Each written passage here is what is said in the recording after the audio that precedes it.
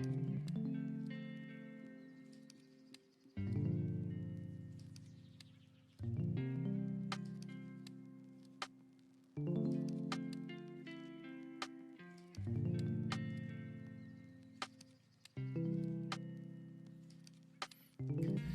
hello, hello.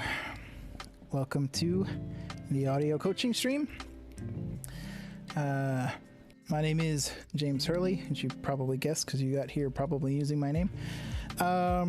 Tonight, we got some more user questions and feedback. A little bit of a slight delay, but that's okay. Let's go ahead. Let me start the recording here before I get too deep into this. A little bit of slight delay. My interface decided it did not want to play nice tonight, so I had to kick it quite a few times. It looks like I've got a couple other things to touch up when before we can roll into Pro Tools. But if you're here, please say hi in the chats, Facebook, YouTube, Twitch. I am not sure that the notifications actually went out. Let me check that.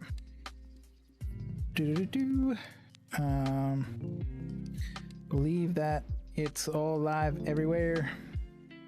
Just gonna verify. I know we're live on Mobcrutch because that's where I watch. We're live on YouTube. We are live on Facebook. I believe we're live on Twitch because it's giving me a little bing bong there. Yep, we're live on Twitch. Now, here's the question, because on Monday it was black. Let's see. Can I not actually see my stream? Yeah, I'm sorry, Twitch. It looks like Twitch is black again. I'm not sure what's up with that. They may have changed something. I'll have to figure that one out. Hey, Mark. It's good to see you. Let's see here. Let's see. Did the notifications actually launch on time? Doesn't look like the notifications went out. I might have to just blast one. Let me blast one. I am still trying to figure that out. I think they're about 7 minutes behind. Yeah.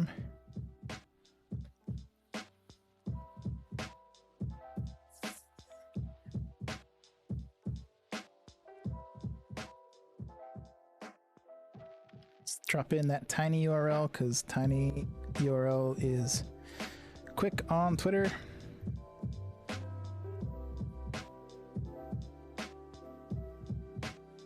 And we'll just throw a hashtag on here.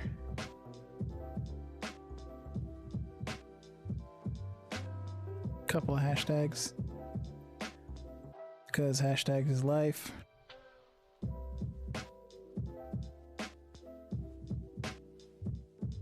Boom. And that should go out to all the places. We should have a good night. Looks like some of the guys want to talk about multi-band compression tonight and some other things, so we got some good stuff to go over. Because I ran into some technical problems, I didn't get to authorize the let me see if I can do that while I'm talking. I gotta authorize one of these plugins. I also am trying this little magnifier program here. It's got a couple little bugs in it, but we shall see. We shall see. People have been requesting magnification so they can see better what we're doing on stream, so hopefully that's working out. Let's go over here and we will change you to be that. All right. Yes, you should stop yelling at me now. Stop yelling at me.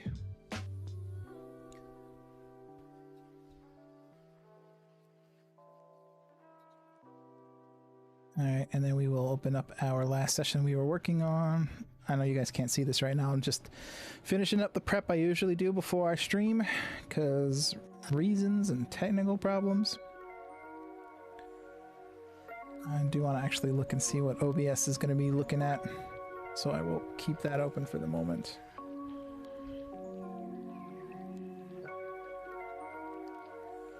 Bring you over here so I can see that.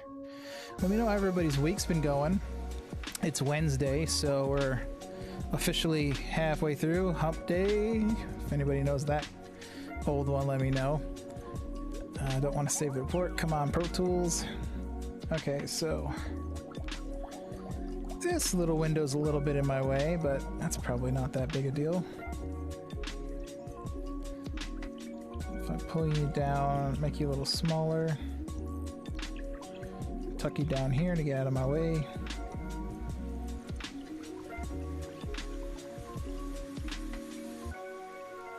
See how annoying is that? See two of them. Oh, it doesn't look that bad. But unfortunately, I do not believe that there's any way for me to hide that window for you guys. Woot woot. Oh, that's awesome. Alright, let me see if I can run setup playback engine. Switch you back. Oh, it still wants to be a pain.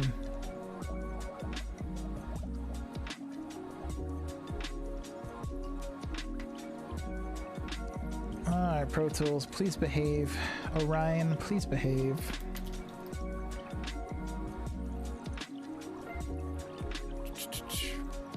Everybody doing well? Everybody healthy still? Staying safe? Hope so. Okay, the computer sees it. Yep, welcome to the stream, guys. If you're here, say hi in the chat so I know you're here. Because I don't actually get viewer counts or anything. I'm just here to chat. So all I see is the chats from everything. Looks like we got Mark on YouTube watching, saying hi. And I'm still sorting through some of these tiny problems. Set playback engine. Well, that's interesting.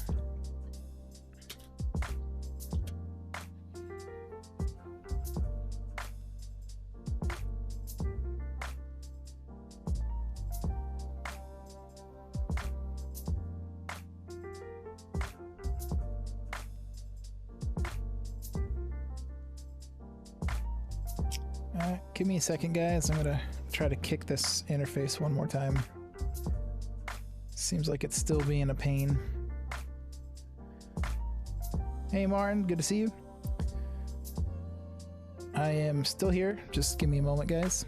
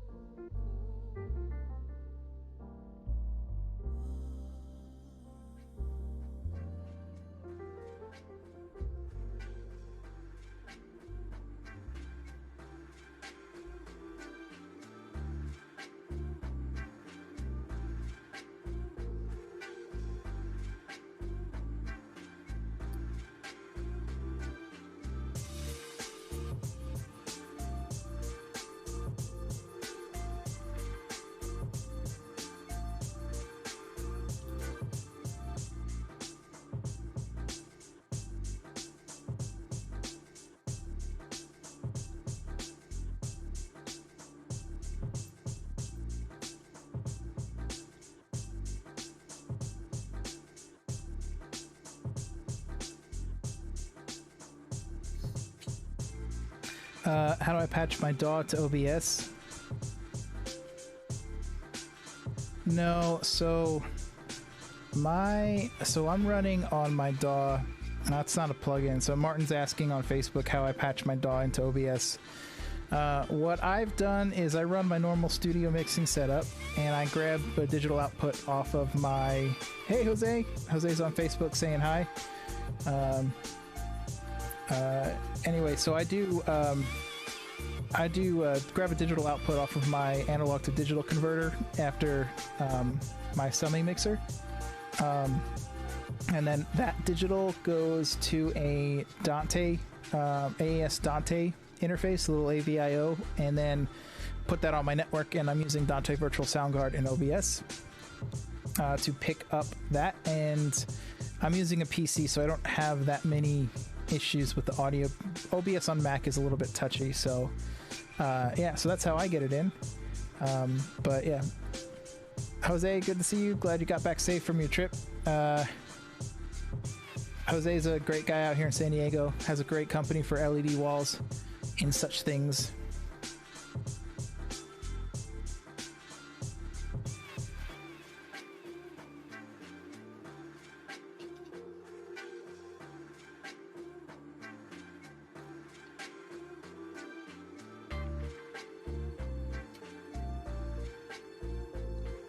Yeah, I might have a dead Orion. It's not showing up on my computer anymore.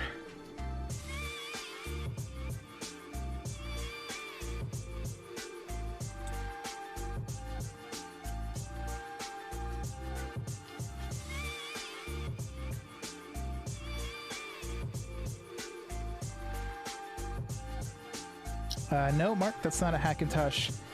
So my PC is a custom-built PC I did. It's a Ryzen 5 3700X, 16 gigs of RAM. I have an RTX 2060 in there. Decent motherboard, small, quiet fans, you know, just so I could have it in the same room. And then the Mac that I'm using is my 2018 MacBook Pro.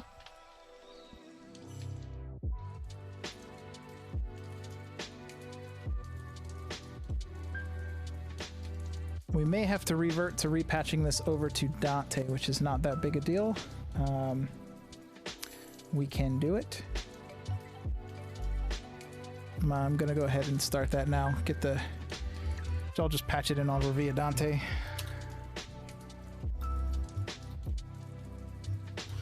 We has backup plans.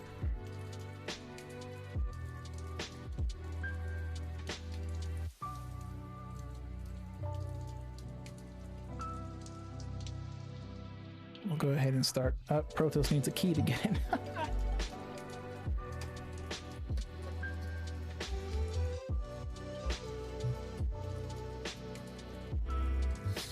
Sad, because I like my Orion. Really stink if I have to replace it. I'll quit you, open up Pro Tools again.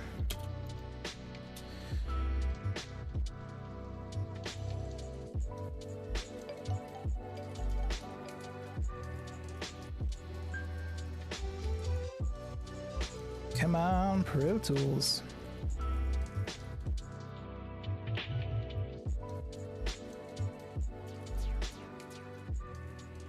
Oh, it could be the USB hub that I'm using.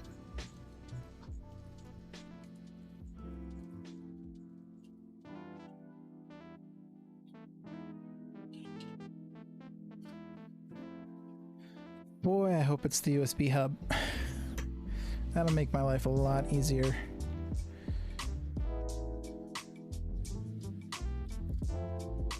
This is literally the same thing. I thought I had it fixed. I've been dealing with this whole time.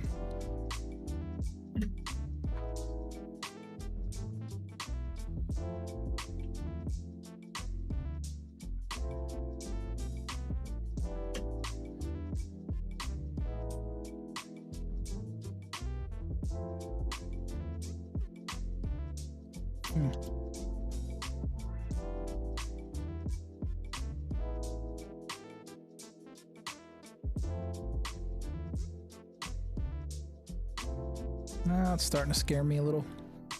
Now the iLock doesn't want to work.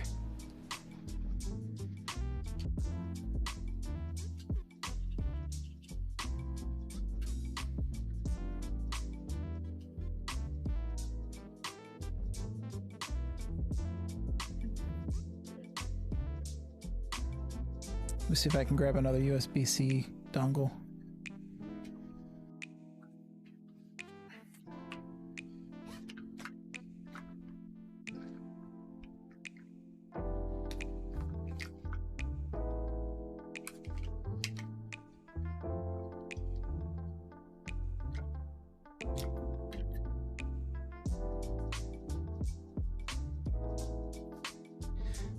have one. See if it works.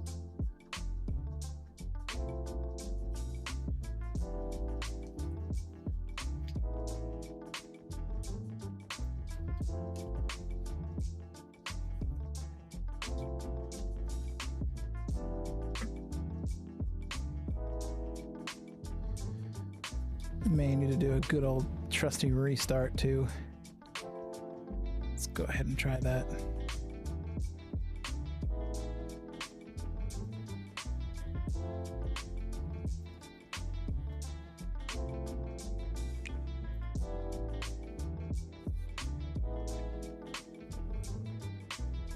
I don't want to butcher your name, Nukpor. Is that how I say it? Wish you could send me a little voice memo.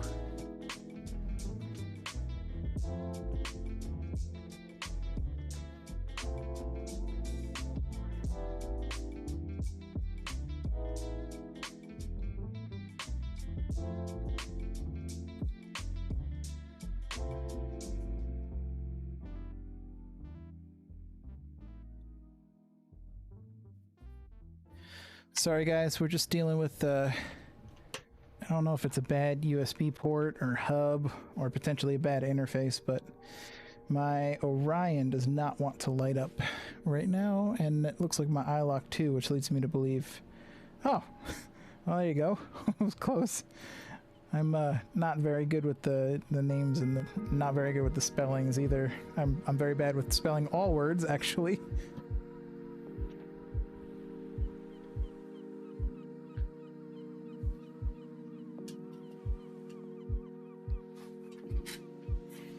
Okay, we're just doing a restart now. See how we go.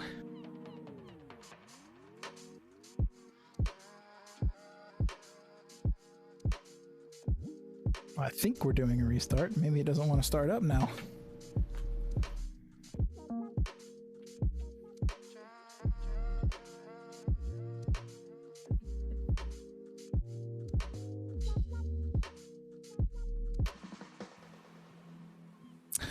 The Twitch notifications and everything just went out. Awesome.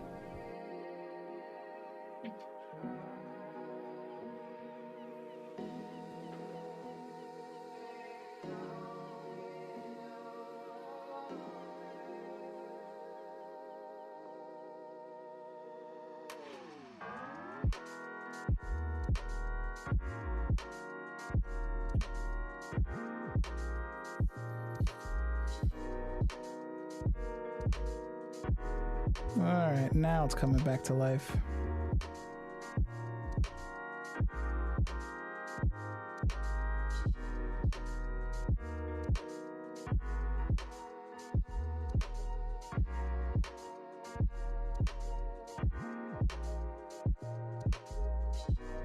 We might actually have some luck. It's like this thing, I work in the AV industry and do a lot of system design and commissioning and troubleshooting, and it never ceases to amaze me. You can have something working perfectly 1 minute and then just not touch anything, and all of a sudden it stops.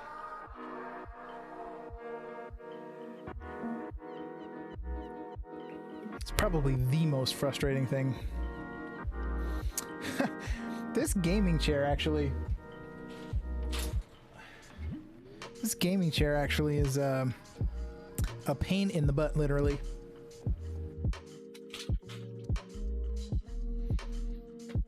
So it's a firm base that doesn't give much. Uh-oh.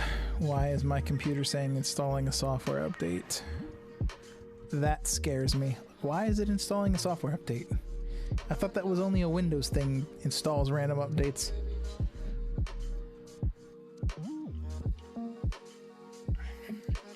I would not buy another gaming chair. I would buy an Aeron or something super comfortable. I'm already using a purple ultimate seat cushion on this thing because it's not that great. Yeah, I know. It's just like, I mean, it's a climate controlled room. Things aren't hot. There's no reason for... Sorry, Nukpor is saying he can relate on Facebook to my IT problem, to my tech problems. Hey, Michael. Michael's on Facebook. Yeah, just technology. You just leave it where it is. It's climate controlled room. Everything should be fine. And then, nope. It just decides it doesn't want to work.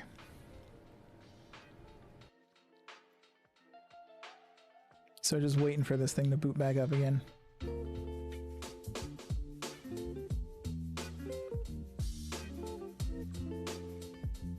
Hurry up and wait, right?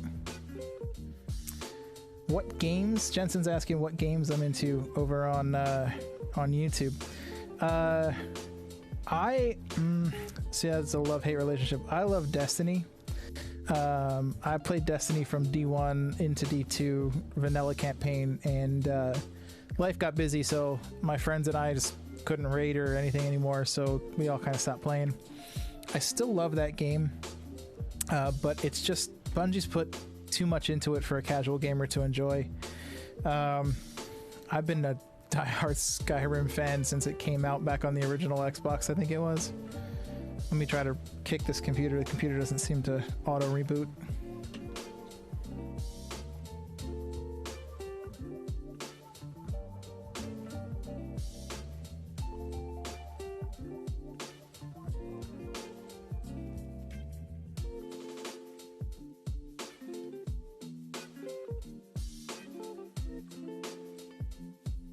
Yeah, it's got a Mac installer it wants to load into. And we are not loading into an installer. Oh. So far, I haven't run into that problem on PC. Have run into this problem on Windows a few times. Or sorry, on Apple a few times. Alright, let's see how far we got. See if things load. Oh, computer's all happy.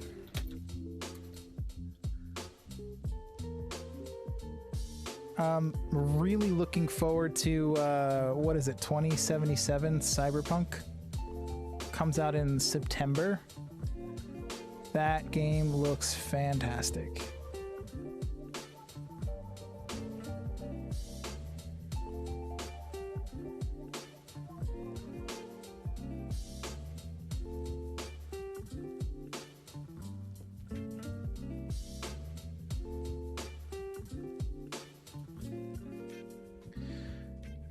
Looks like my iLock is registered now, but it doesn't look healthy. Let me just see what's going on with it.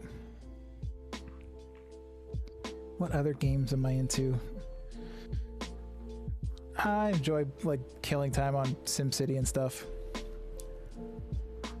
I don't have much time to kill these days, but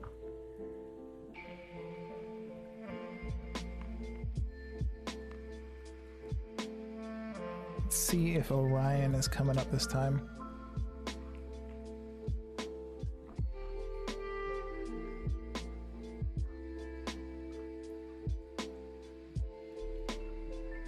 Yeah.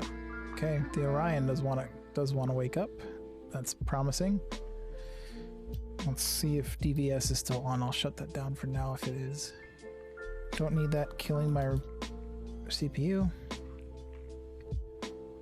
Okay. The iLock looks healthy.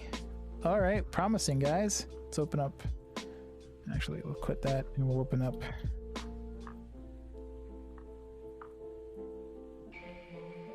Fix this problem that we constantly have.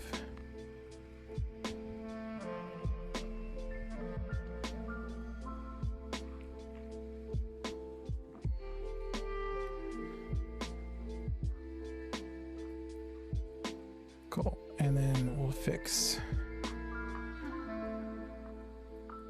Flux. We need Flux open so you guys can see what's going on. Wow, just really got kicked in the butt today.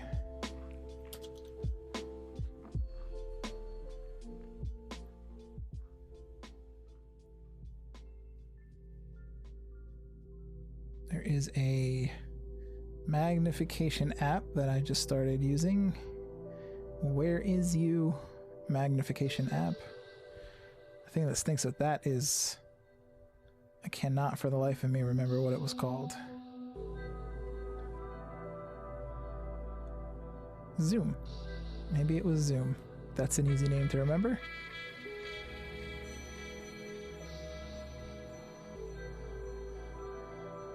Oh, where are you hiding, Zoom? There you are. Bring you down here.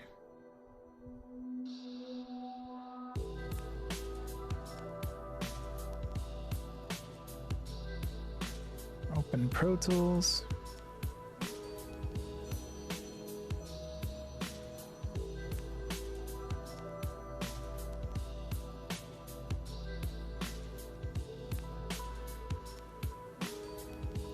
Oh, gotta open OBS too.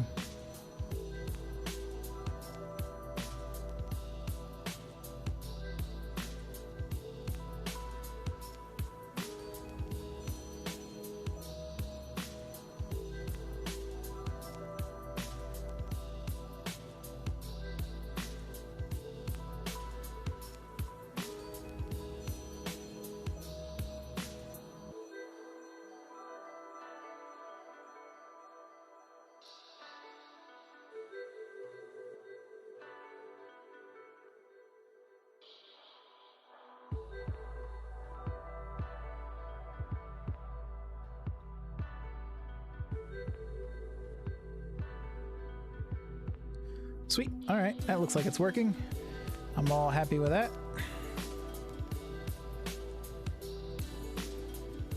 Let's make sure, does this still look good? Yes. All right. Things are looking promising, guys. Looking promising. Looks like a good old restart was what I needed. Even the Orion is working. All right, healthy. Everything's healthy. Open project.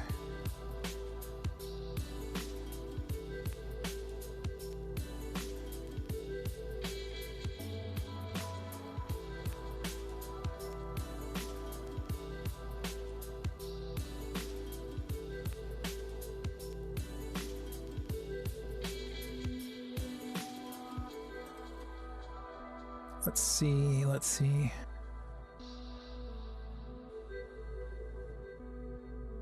Just looking for a good song to pull in today, guys.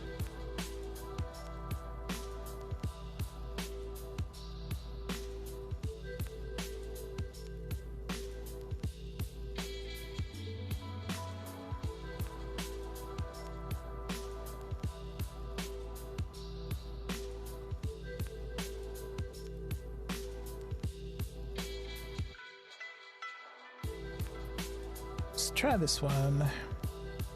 Open that one up, see how we go.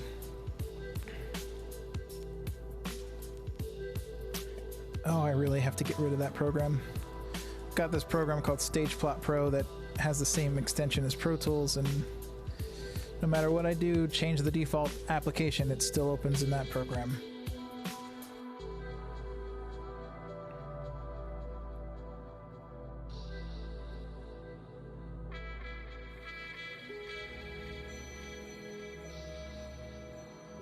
Yeah. So far, so good.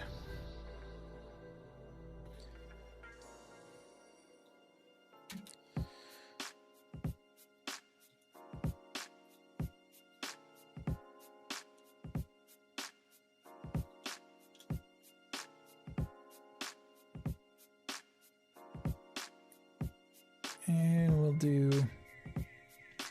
take these digital output and we'll send it out there. Yeah, that works. Let me just see. We'll run it and we'll test it. Yeah, looks like we got audio coming in, which is great.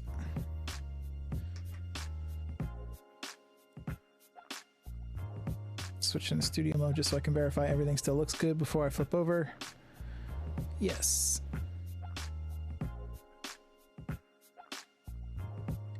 We are looking good.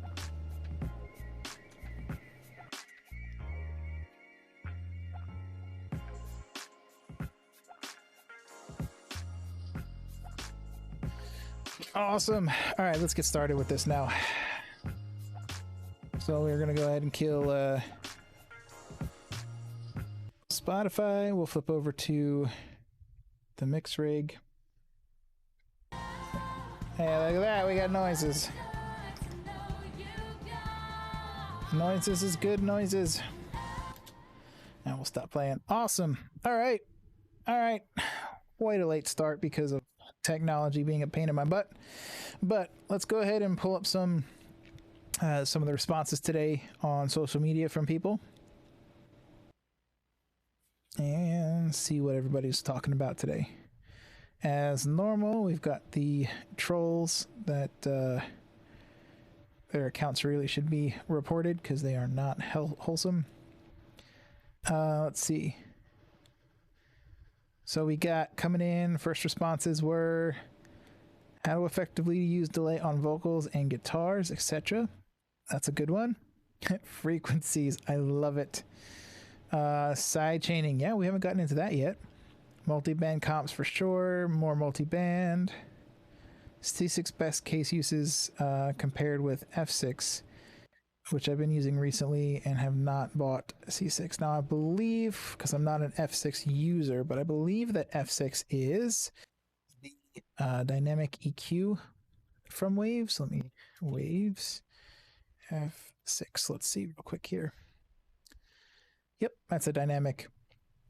Well, oh, I've got an Amber Alert here in San Diego. Let me validate that I heard it. So dynamic EQs and multiband compressors are fairly similar in their use cases. So it just depends on what's available. You can see on the F6 interface that sometimes with a multiband a dynamic equalizer, you can get like, see this like filter 1 here is really tight. You can do some things with the dynamic EQs that a multiband comps usually can't do. This one should, yeah, there it is. But this, I mean, there's also a debate about whether or not there's a difference. It depends on how the plugin manufacturer or the algorithm coder has done it. I mean, theoretically, with a dynamic equalizer, you would be doing an equalization algorithm that changes its gain and Q values based on compressor-like controls. Whereas as a compressor, you've got, you know, compressor, actually filtered compressors that are layering on top of each other, and that's more of a technical conversation, but I wouldn't worry about it. If you've got F6, go with it. It can do the same things, relatively speaking or sonically speaking, for the most part 99% of the time.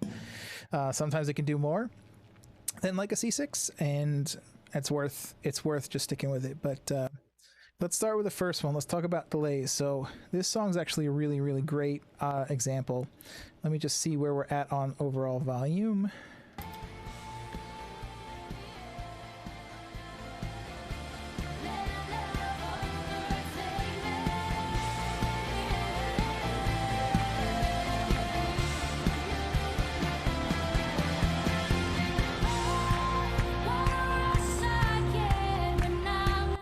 All right, that should be about loud enough for you guys. Hey, Nathan, good to see you. So we're going to go with this.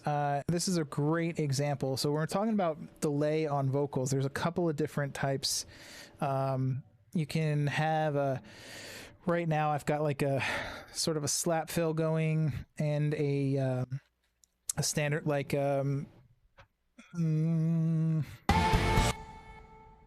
you can hear the tempo there. It's like a quarter note or a dotted eighth note, and then what divisions you use is really up to the song and your subjectivity. Your subjective taste. But for like a slap delay, what you would want to be looking for. Let's see if I can show you this. I did this the other night, but we'll solo out these vocals. I'll turn off this. We do want to hear it though.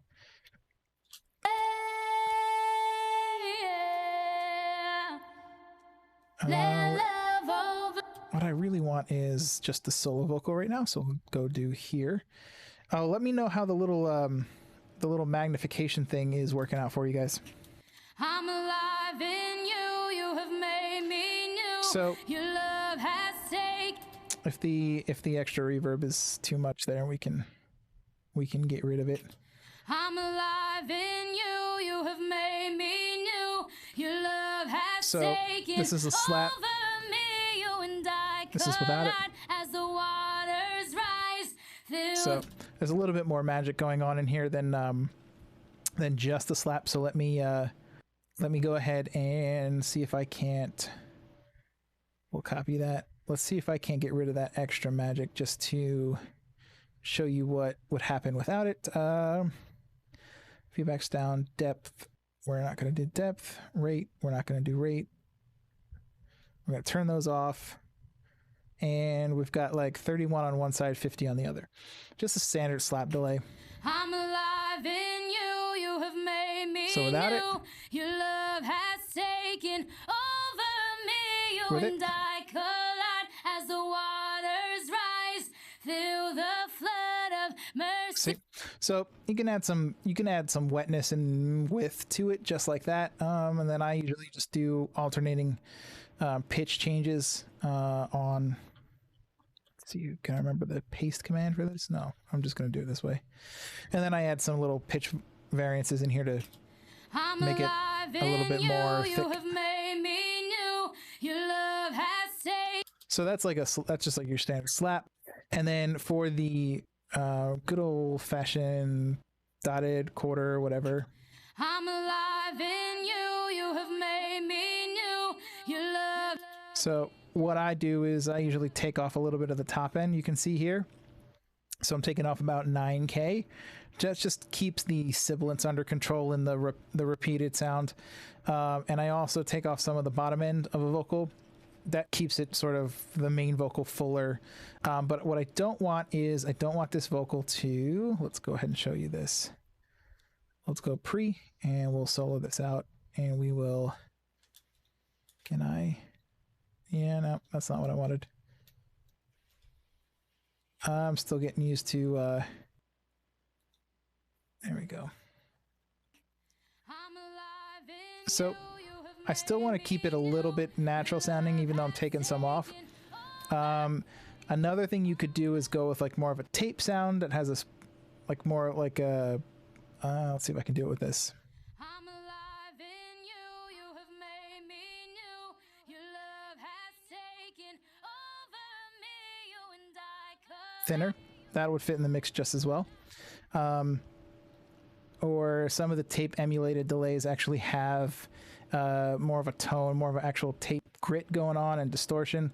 So those are also cool to use. The one that let's see if I may have it installed. Delays. I do. There it is. This one's one of my favorites. We'll bypass that for now.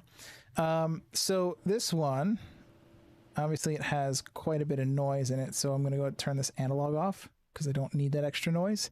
But this one's quick and dirty. You can sync it to your BPM of your host. It's got a little bit of a tape emulation kind of built into it. What do we want here? Where's the mix? We want 100% wet.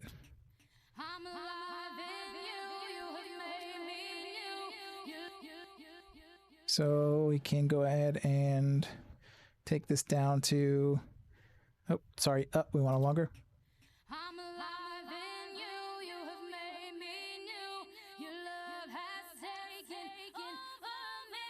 You can do like ping pong.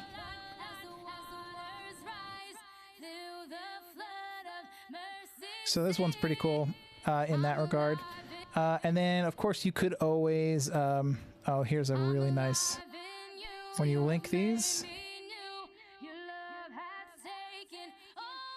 I like this about this plugin. So there's a lot of fun things you can do with this particular, and then it's got some overdrive-y emulations. And then let's see if I have the other one. I'll show you one more. There's tape echo. It's not the one I wanted to show you, but I don't believe I have that other one installed. I wanted to show you a Massey plugin. I really like Massey plugins. This is, I think, one of the Avid ones. I'm alive in you, you have made me new. Your love has taken over me, you and I collide. And it just has a tone, you know? So, I mean, there's plenty to choose from, but a good old-fashioned clean digital delay set we'll go ahead and unbypass that.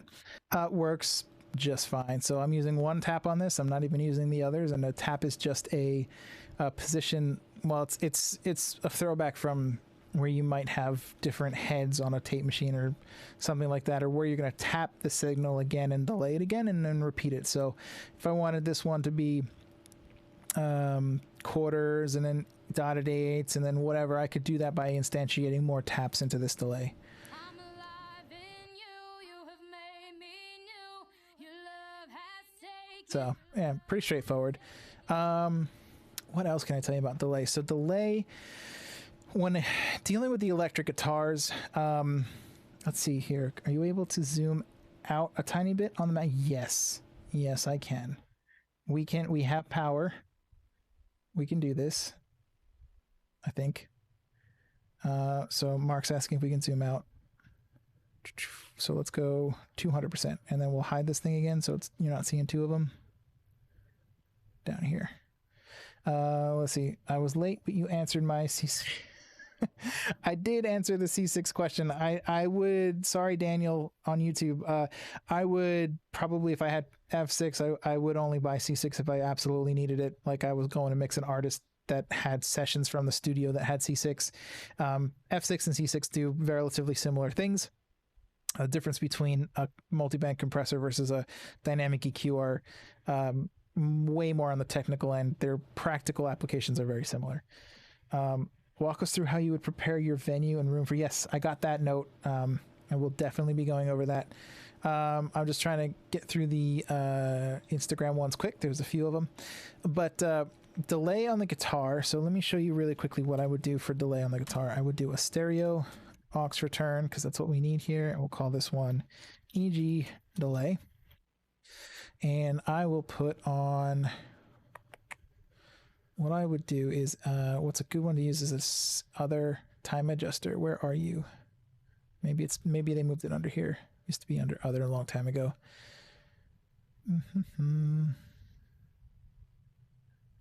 Oh, please tell me it's in here somewhere.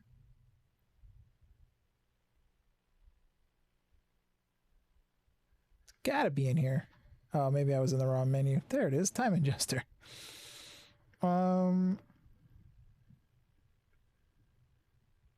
wouldn't do too much with this. Let's listen to this one here. Oh wait, this one's playing. Okay, so we have chorus. As soon as you solo it, they stop playing. That's a good one to use right there. All right, so we'll do, we'll send this one out, the digital output, so we can hear it.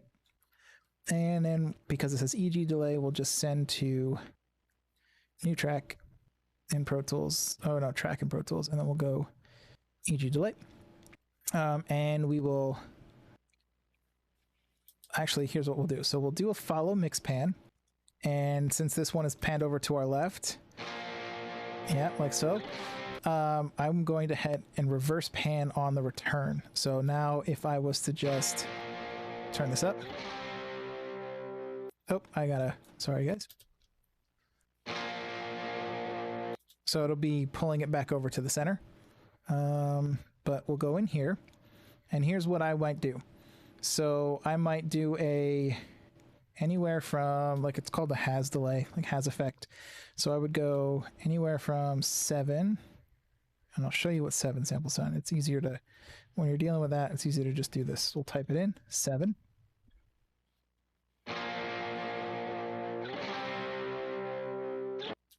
And hold 1 second.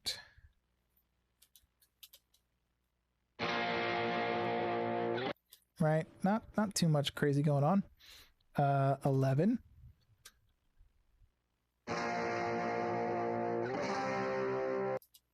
me just see something here. Make sure that we are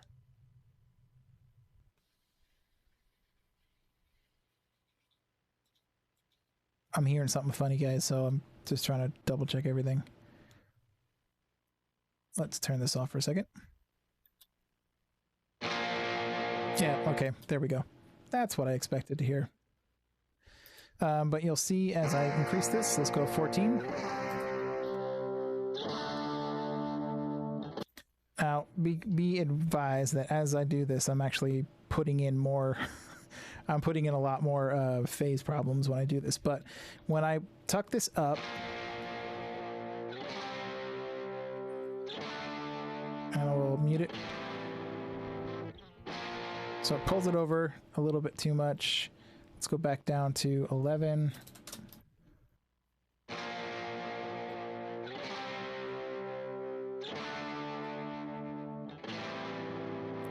So you can see how it if you're listening on headphones, it's a really good example of the crossfeed. So instead of it being like, so in headphones it would be like hard left is weird. That would be like having an amp right next to your ear, right? So there's this thing called crossfeed, if you're not familiar, where people, guys might feed the left side into the right side a little bit just so that you can have a more narrower field of view. We can do that two ways. We can do it with a delay or without a delay. So if I do it with a delay, if I do it without,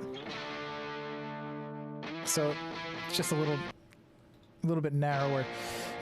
This is really the only delay I would do on acoustic on electrics. I don't do this anymore very much because I'm very conscious of phase interactions, and it drives me insane. So you can tighten these up, and this effect is better usually done on whole mixes, not individual parts. But you'll often see guys do this. They may actually go ahead and put something in like a sorry, I use this EQ because it's one of my favorites. They might do this, and they might like take out, let's see, get this, take out some top end just so that there's less phase interactions in the low end and the detail. So when they use this, it just gives a sense of like that there's something there on that right side. This is too complicated for me. There's a lot of guys that still do it, to each his own, right? Like I keep saying, rules are meant to be broken should you see the need for them. We have guidelines mainly in audio, except hard clipping. Don't break that rule. So that's what I would do for electrics if I was going to do anything. I don't do this anymore, so that's a thing. Let's see. Let me run through. There's only a couple more. Actually, let's see. There's only a couple more on Instagram. A couple of them are exactly the same. For the acoustic guitar, I would do like a 16th note or an 8th note delay just to give it some nice bounce. For creative stuff, it just depends on what it is. If it's like a percussive part and I really wanted to give it an effect, like something ear candy, I would play with the rhythm on the delay. Let's see, C6 questions. Okay, I'm going to get into a little bit of the C6. There's a lot of fun stuff you can do with the C6. I'm going to delete this because I do not want it. I do not care about it. C6 is great for... Do we use it over here? I don't think we did. I'm alive in you. You have made me new. You love... So let's say that let us pretend that there was, oh, I really hate how this plugin fires up. Let me see if there's an all flat full reset. Yes. Let's say that there was a frequency in this vocal that was driving me insane.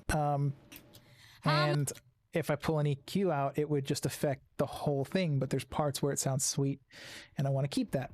Or let's say that this vocal gets too on the microphone and they get the proximity effect and then they pull off and they lose all their bottom end. So there's things that we can do with the multibands that help us with these things. So C6 is great because it has your traditional C4 four-linked bands where the divisions are independent, are linked to each other. So we've got our sort of our low band here. Let me do the gain, right? So we got our low band.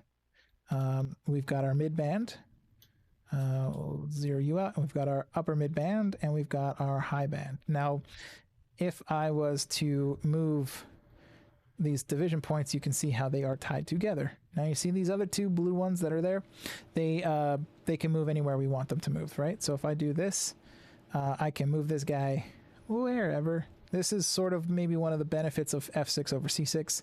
You're not tied to this kind of limitation. So that's great. If I had my FabFilter plugins installed, I would use that because it's also free and you can do anything anywhere.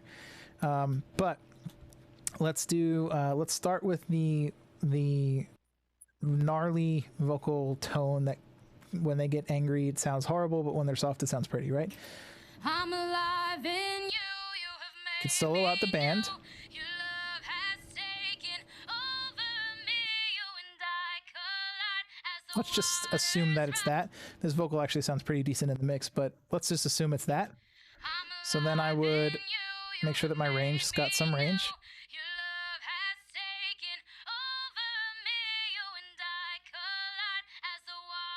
Don't really need, right? Through the flood of mercy, I'm alive in So without this, you have made me new. Your love has taken over me. You and I collide as the and water. let's see if I can go find you a section like this one over here. Oh, what a rush I get when I'm with you. I can get it to do a little bit less work here.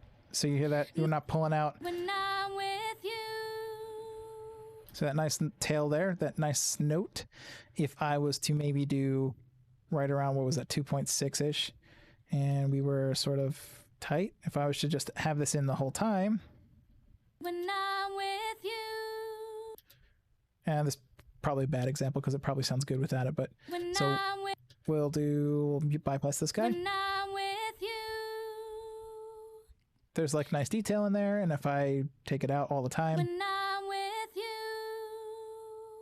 you know, it's just missing a little bit. Now that's being real nitpicky and whatever, but it's a great example when you have more exaggerated problems. Like I said, this vocal is pretty good, so I'm not too worried about that type of stuff. But let's say that this vocal also, let's see, does she have a nice low bit?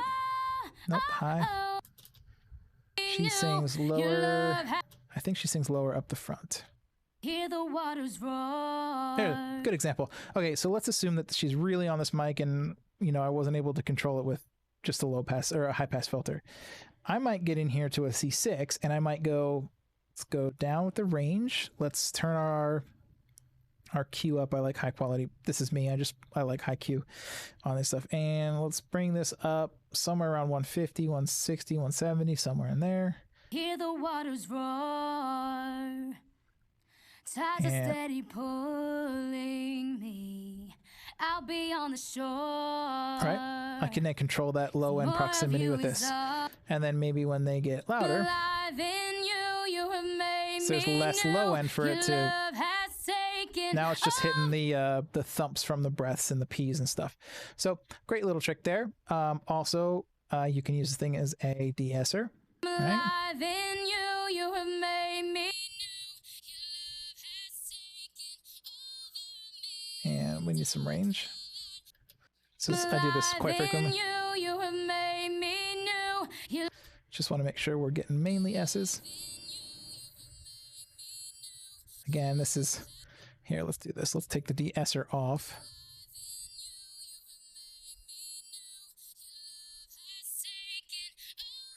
Actually, you know what's going to be better for this? This filter here is going to be better for this. We'll bring you back out. But you could, let's say you just wanted to... Ooh, actually... Nope, I don't think you can. I mean, actually, I do think you can, but I don't know where to de-link. Well, maybe you can't. Just thought there was a way to de-link this so that you could have this triggered by one of the other frequency ranges.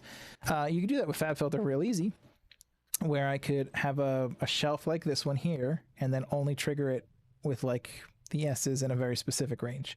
alive in you, you have made me new. Your love has taken. Alive in you, you have made me new. Your love has taken. Alive Did I bypass it? Why is it not alive working? in you, you have made me Your See, love has so taken. yeah, so terrible example, but this does work really well with the FabFilter 1. C6 probably not so much. It's just really broad, and probably also that this vocal is very well under control. So that's a thing. You're able to zoom out. Oh no, I got that one already. All right, so that's basically it. There's more stuff on the C6 and multiband that I want to go over, but that they're drum specific, and I want to do that in a different stream. I want to do that very specifically in one stream because it's a little bit longer and more fun to get deep into. As far as the question about preparing the venue or the room for a mix, speaker to venue optimization. Norpor, are you talking more about studio or are you talking more about live? I'll start with live and I'll wait to see if you respond about studio. If I walk into a venue that is not mine and I have not set up, that I'm just there with an artist and I am mixing front of house, it depends on the time. A lot of the dates that I do are fly-in dates. They're fly-in, fly-out. So I may fly in and walk up to a console and I just have to deal with it. If there's something that I can't deal with at the console because there's a really bad, the system's really not optimized or something's wrong, then I may stop and delay rehearsal. But usually if it's those types of dates, I'm in there to facilitate the live in studio. Okay. I'm there to facilitate the actual artist rehearsing in the show. So I need to just make it happen as best I can. If I have time and I'm there before the artist, I will go and check the, in the old days, I used to just check the front of the amps because you can see some of those still have knobs. But first thing I'm going to look for is are the amplifiers all the way turned up? Those knobs on the front of amplifiers, they are not volume knobs. They are not meant to be turned down unless there is a reason that they have to be turned down. And that reason is not because you think that the mixes are always too loud. That's not a reason. The reason you would turn those knobs down is if you don't have a better place to attenuate your system and your amps are potentially seriously overpowered for the speakers, at which case you need to reevaluate, but you may set those for show level and bring them back. Typical speaker design includes crossovers, which is where you would set the balance of the general frequency range or the driver, the different sections of the cabinets. So I have seen in the past where they've turned mid-range or top end down at those attenuators, but general rule of thumb, I don't like seeing those attenuators turned down. So I'll ask the question of the facility guy, why are they turned down? And if it's not a good enough reason, I may say, will you allow me to turn them up for this and deal with it? And then I'll put it back and I'll make sure that I put it back. I will ask for access to the DSP so I can just keep an eye on things, or I'll ask for a readout of the DSP so I can keep an eye on things. Typically there'll be a system tech there that will be my, my port of call to if I need to get in and see an EQ on something or ask for a change for that particular night.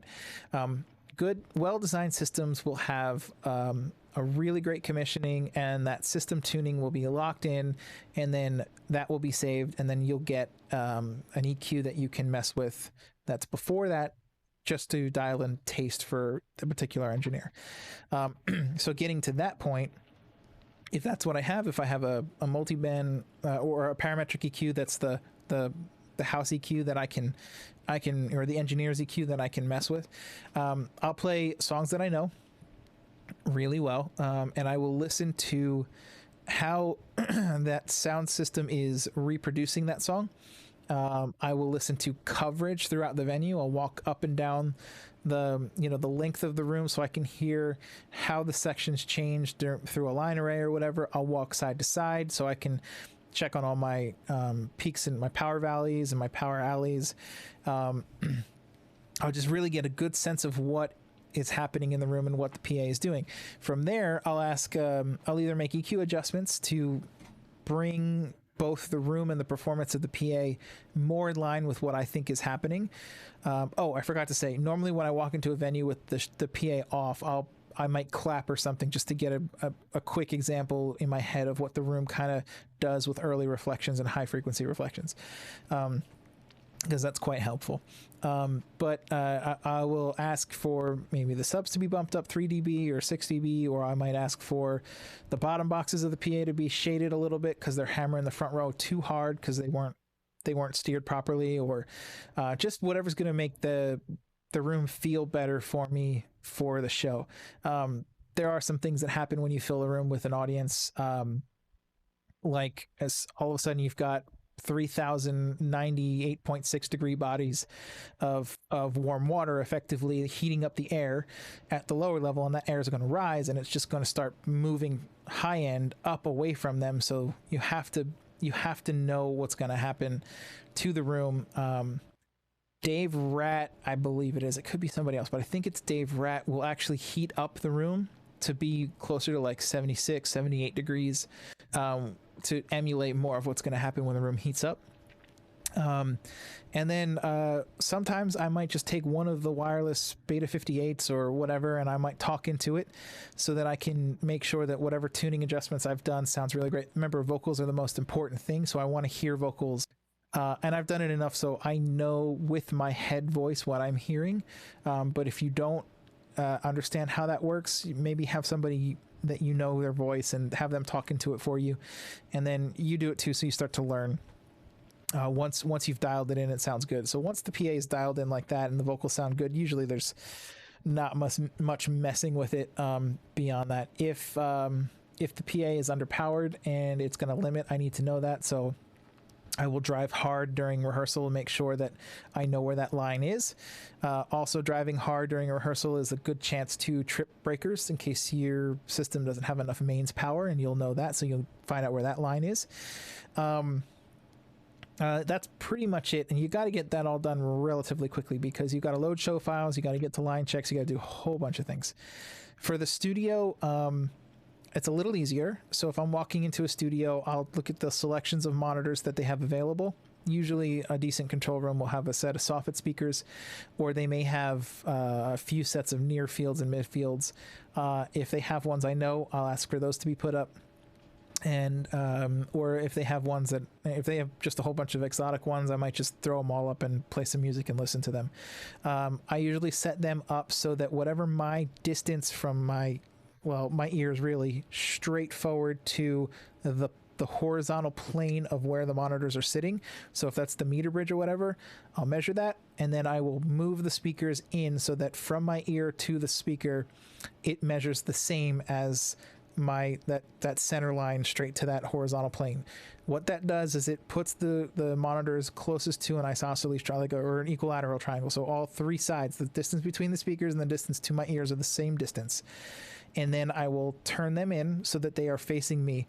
Near fields, mid fields, they're like, I forgot what the word is. It's like face radio or whatever. They're not horn loaded, so they tend to radiate sound just out to the extent of whatever their wave guide pattern is. It's usually around 160, 180, somewhere in that point, because you can literally get sound rating right off the side of them. So well-designed near fields and mid fields and studio monitors are designed to radiate that off without causing any interference, but that's why you turn them in so that you're on access with them.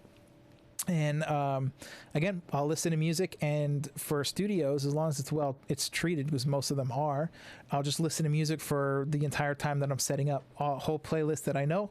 I'll have it playing while I'm patching in different inserts into the console or pulling up my session and making sure my session works with the IO of that studio. And this is just helping me get accustomed to the room and not make decisions that are going to be based on the room, but my ears are just, it's like when you wear like tinted sunglasses and you're skiing and you start to see normal, and then you take them off and all of a sudden it's like everything's blue or whatever. It's similar. I'm trying to get my ears just accustomed to the room and accustomed to what I'm hearing so that decisions I make are neutral. And then usually it's within a really good ballpark. I don't like mixing in studios that are not my own, because I find the result of mixing in the studio that I built and I know always is better than pulling a mix from some random room. So that's sort of how I do it. every room, live or studio, is so different that I couldn't tell you anything like what EQ settings I use or what compression or anything that like I would do on a PA. It just depends on this unique environment that I'm in. I will tell you that I don't tune flat. That is not, and that's not accurate. You hear all the time, oh, make sure you tune flat, and your speakers have to be flat. Flat is accurate. No, it's not. Your ears aren't flat. They don't hear flat. They hear with a curve. So when you tune with a curve that is more appropriate for human hearing, then you start to hear things more naturally, and that sounds flat to you, but it's the farthest thing from flat. So it's a look at Fletcher Munson. We can go over that on another stream down the road, but Fletcher Munson's sort of gives you some guidelines on what you should do. If you ever looked at some of the actual system target curves, which they're out there sometimes, you'll see them pop up on forums. You'll actually see them, line arrays and stuff are designed to raise below 1K. Sorry for you guys, that would be the other way around. they raise below 1K till they reach like a 6 dB lift, or depending on how many boxes are in a line, right around like 100 or 80 or 90. But they actually raise up so that the low end is lifted. Let's see. I was gonna pull up the Instagrams and stuff one more time just to make sure that I haven't missed anything. And I gotta pull up the Facebook too, because there were some responses on Facebook. We'll go here and here.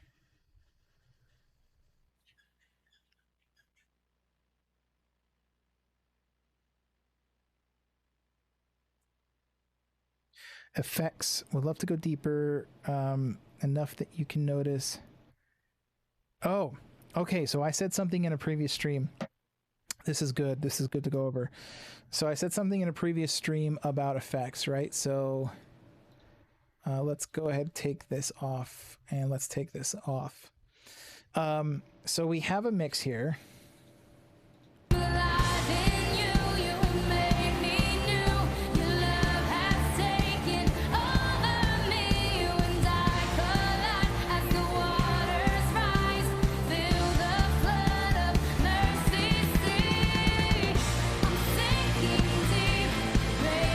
Okay, so I just wanted to get it all dialed in. So what I was talking about was, let's take these vocals, and we will go ahead and shift. We'll turn these off. We'll turn those off so that we don't hear them.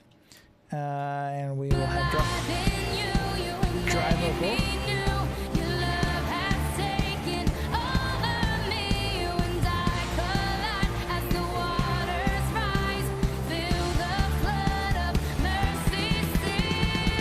So what I'm going to do now is I'm going to bring her into this studio aux that I have here. Is actually this hall right here.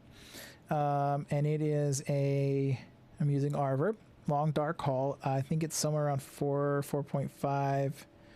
Where is it? Where is the time?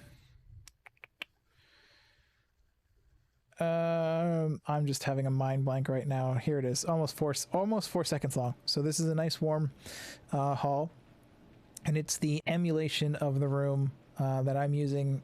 So any of the studio overdubs we did, like this vocal, we can sit back into the room. So what I'm going to do is I'm going to listen to the track, and I'm going to bring this vocal, this aux send in this vocal up in that room until I can hear it. I happen to know, I think this is going to sit somewhere around 0, maybe just under, but I'm going to bring it up until I can obviously hear the effect, and then I'm going to tuck it back down a little bit, because when I bring an effect up on a channel like a vocal to a point where it's obvious and I let it go, well, it may be way too obvious because I'm laser focused in at this point. It may wind up being way too obvious in the mix, to the point where it's too wet. So what I'm going to do is I'm going to do that, and then I'm going to cheat back a little bit to account for my own fallibility.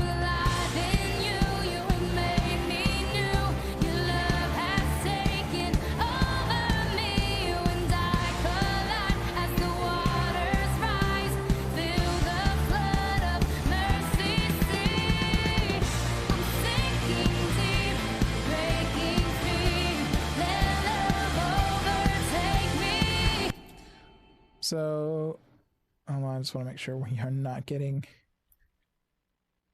Alive in you, you have made me new. Your love has taken. Yeah. So what I did is I brought it up to where that effect to me at least was obvious. I hope it was obvious to you guys, but to me it was obvious. And then I pulled it back. So here's another good one. This vocal slap effect that I did, same thing. I'm going to bring it up. I'm actually going to turn this back on into the studio because I know that this was preset, and I would do this to the same. I would try to make sure that these effects. So once I got the slap sitting, so like this is like 0.2, but I would bring these up to the point that I wanted to hear them and pull them back just a little bit. So this vocal slap, which is here, we'll unmute it, and we will bring that up until I hear it quite obviously, and then I will bring it back down a little bit. Alive in you, you have made me new. Your love has taken over me. You and I collide as the waters rise. Feel the flood of mercy see. So I was up at like 5, right around 5, and I brought it back almost 4 or 5 dB, and that's going to sit better when everybody else hears it.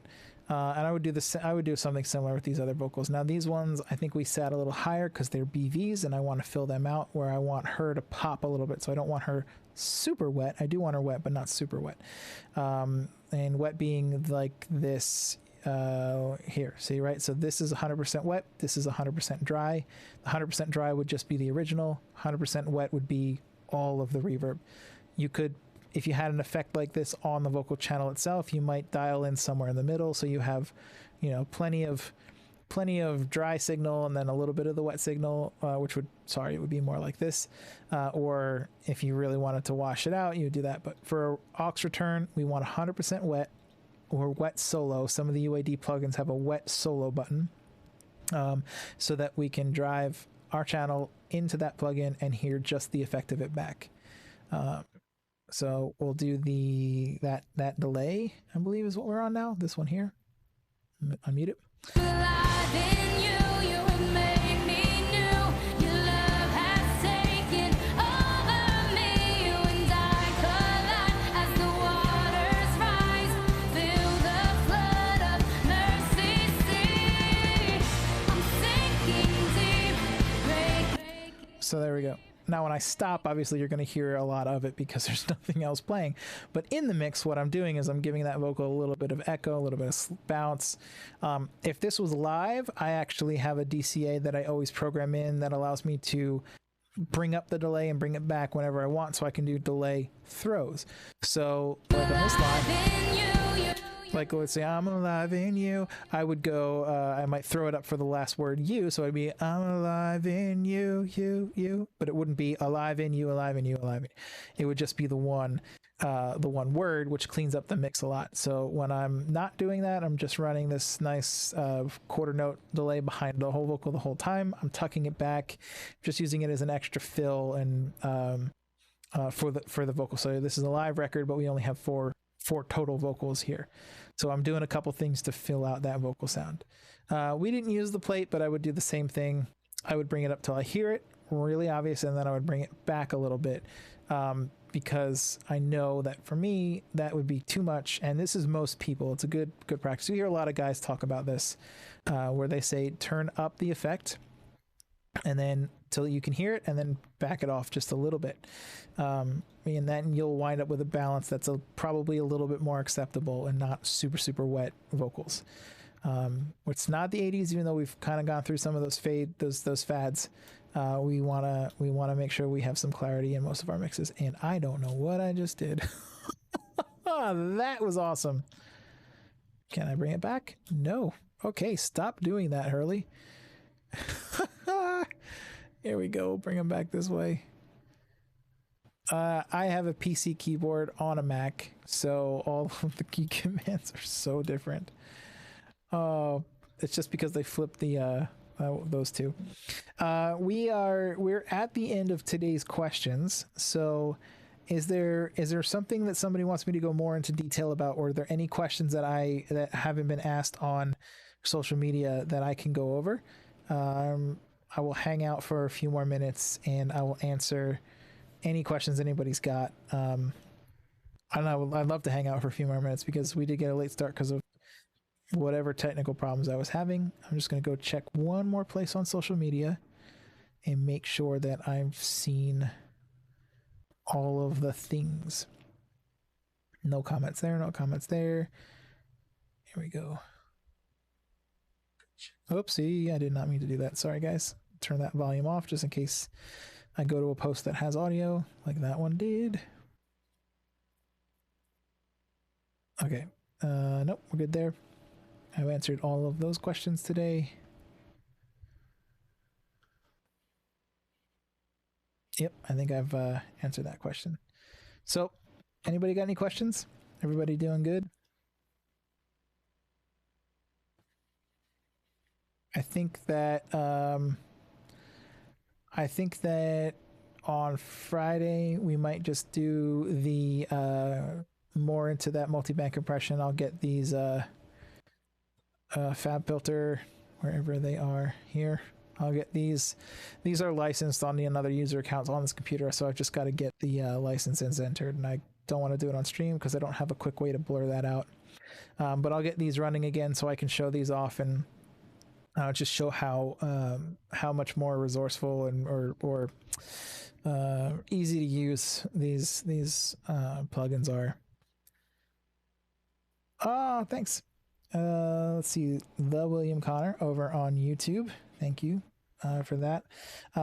If there are no other questions, I am live every Monday, Wednesday, Friday at 5:30 p.m. Pacific time, and this is what we do. We pull up sessions and we just go through mixes and we answer questions, and I literally will tell you why and how I would do any particular thing, or maybe get into explaining why somebody else did some things. I do have a form or a link to drop me in your own multi-tracks if you wanted to have me go through one of your multi-tracks on stream and kind of go through what I might do, or you can ask questions and about specific things you did, but I just ask that those be under 5 gigs and zipped in a zip file. So if you wanted to take part on let's see, FabFilter Friday. That's awesome. If you want to take part in sending me your stuff to work on, give me a DM on any of the platforms. I should see it within a day, and I'll get you the link to upload your session. And then I'm still working on this. It didn't work this weekend, but I'm still working on integrating Zoom or some other platform into my OBS setup so that we can actually talk almost face to face and have conversations. And that won't necessarily be one-on-one. It might be 2 or 3 on 1 or whatever, but we get to have conversations in person too, which might be awesome. Might be cool to have conversations that way. But if there's no more questions and everybody's feeling good, I'm feeling good about the stream. I apologize for the delay again. Ran into random technical problems. I'll try to figure out what that was, why that did that. But so we can start on time or early like we did on Monday. I started 10 minutes early on Monday. It was awesome. I sat here and waffled for 10 minutes because I can't do math with time. But yeah, live every Monday, Wednesday, Friday, 5:30 p.m. Pacific time. Let me flip over.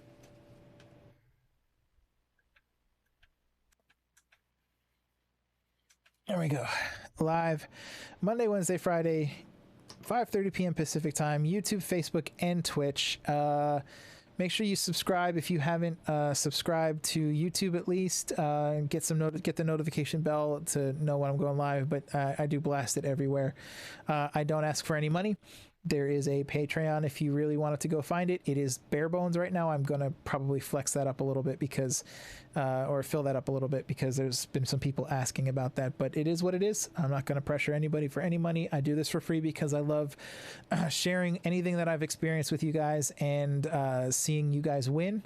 I'd also love to hear about your wins that you've been having in whatever it is you're doing. If you're a church guy mixing church, or you're doing gigs, or you're just learning, I really would love to hear about some of your wins. So drop me a note, a DM, or post it on the Facebook, or even on any of these comments on any of the videos. I really love hearing about your wins. But if that's it for now, I'm going to go ahead and we'll flip back to some nice smooth jazz music.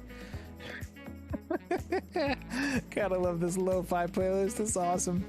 And I'll leave it with you guys. I appreciate it, and I will catch you soon.